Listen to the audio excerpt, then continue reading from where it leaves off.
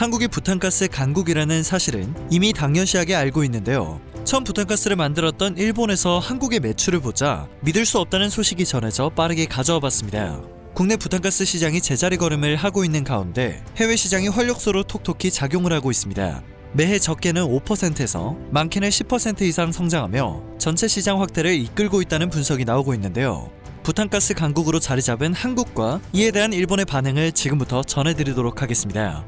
대륙제강과 태양 등 한국 기업은 부탄가스 전 세계 생산량의 약 80%를 차지하고 있는데요. OJC와 화산까지 합치면 점유율은 90% 정도로 더 높아집니다. 세계적으로 판매되는 부탄가스 10개 중 9개가 한국 제품인 셈인데요. 이는 우리나라가 부탄가스 최대 소비자인 영향이 크다고 합니다.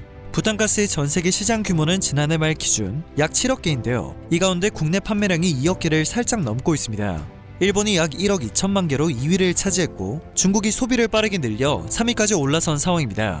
업계 관계자는 부탄가스 원조는 일본이지만 1990년대 이후부터 한국이 생산과 소비를 모두 주도하고 있는 것으로 볼 수 있다고 설명했습니다.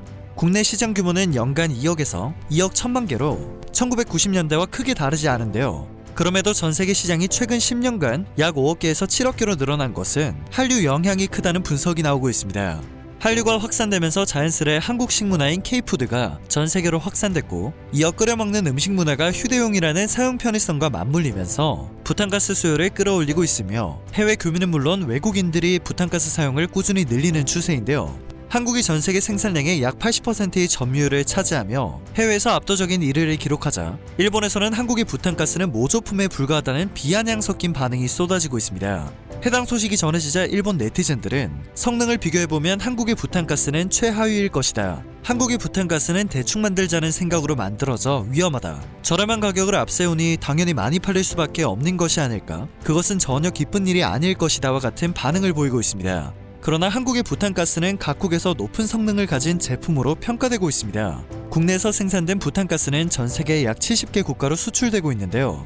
미국과 유럽, 중국과 동남아시아뿐 아니라 아프리카에서도 한국산 부탄가스의 소비량이 늘고 있다는 것이 업계의 공통된 설명입니다.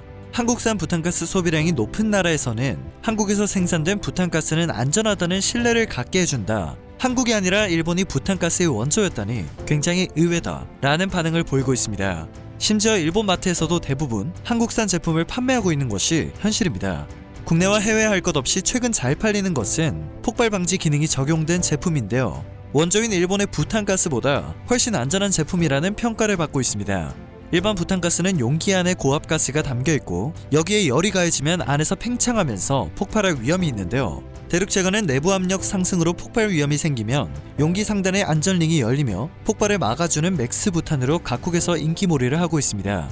회사 관계자는 세계에서 가장 먼저 개발한 폭발 방지용 CRV, 이 기술을 지속적으로 고도화하고 있다고 전했습니다. 선 연료 브랜드를 생산하는 태양은 용기 상단 구멍을 통해 가스를 배출함으로써 폭발을 방지하는 RBR 기술이 적용된 제품을 앞세우고 있습니다. 화산은 용기 내부 압력이 상승할 때 스프링 힘에 의해 밸브가 열려 가스를 방출하는 스프링 안전장치 기술에 접목했다고 합니다. 성능이나 안전성 문제를 운운하는 일본의 반응은 그저 열폭에 불과하다는 것을 알 수 있는 부분입니다. 한류가 확산되고 그로 인해 한국의 식문화인 K푸드가 전 세계로 확산되면서 꾸준히 부탄가스 수요가 늘고 있다는 점, 굉장히 놀라운 부분이 아닐까 싶은데요. 높은 기술 경쟁력으로 이미 우위를 점하고 있지만 앞으로도 성장세가 계속될 것이라는 기대가 이어지고 있습니다.